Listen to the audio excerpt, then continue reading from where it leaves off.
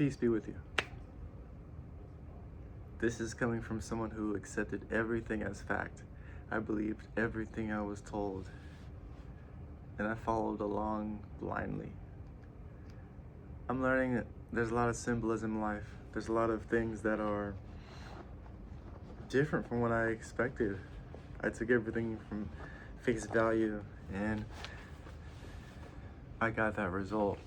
So there's some things I wanted to talk about, like water. I feel like water is related to emotions symbolically.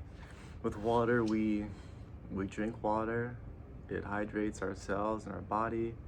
We also use water for cleansing and cleaning our body. And I feel water is related to emotions.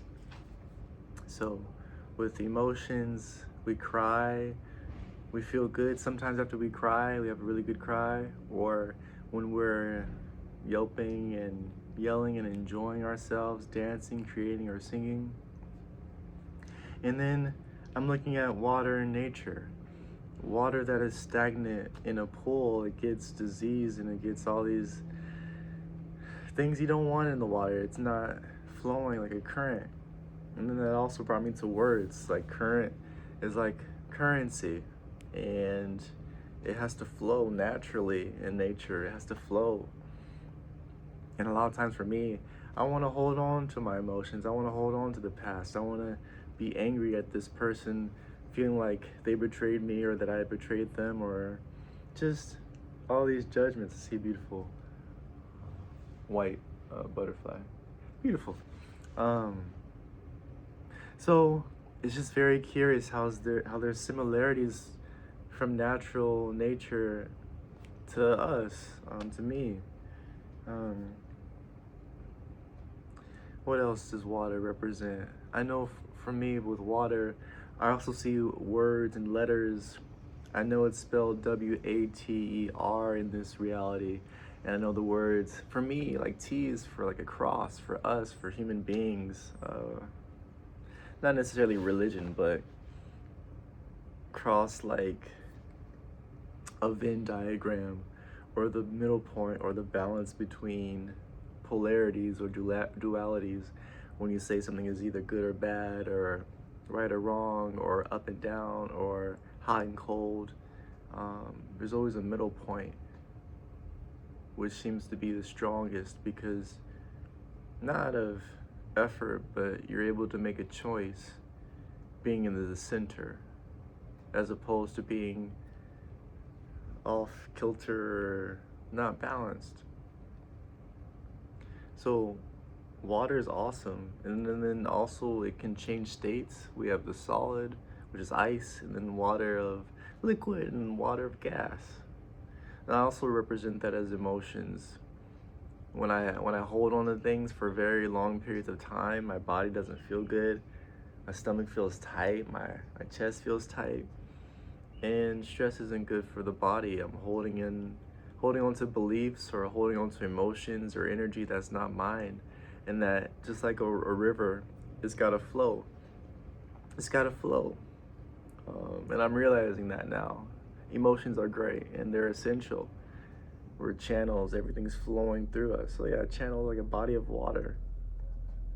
And then I'm also thinking about how when we drop rocks into pools or lakes and rivers, or a still pond, still lake, and it creates ripples that go on infinitely until they dissipate, or hit the side of the barrier or the earth. And I thought about like our beliefs and what we feel about ourselves. When we drop that rock into the water, it reverberates. Just like when we believe something about ourselves, it goes out into the world, like metaphysically, spiritually, however you want to say it. But if you feel like loving yourself, or you love yourself, then you can embody that, and then you can give that to other people. And it's just same of like a ripple of water. And I didn't realize that when I was younger, but I'm realizing the connection between nature and everything now. If I say that I'm worthy, I love myself, and I'm great, and I can do this, then it will be so. But if I believe I'm not capable or not worthy, then I'm just reverberating those reflections. And then I'm also realizing how I am the rock, I am the water, and I am the depth beneath it that I cannot see. I know sometimes it's scary for me that I don't know why I feel certain ways or feel the way that I do sometimes. And I've been taught that feeling is bad, or feeling is scary, or feeling is something that you need to shy away from and not even deal with. A beautiful hummingbird. Oh yeah, and then the ripples. It's as if I am the rock and I drop the rock and I create the ripples.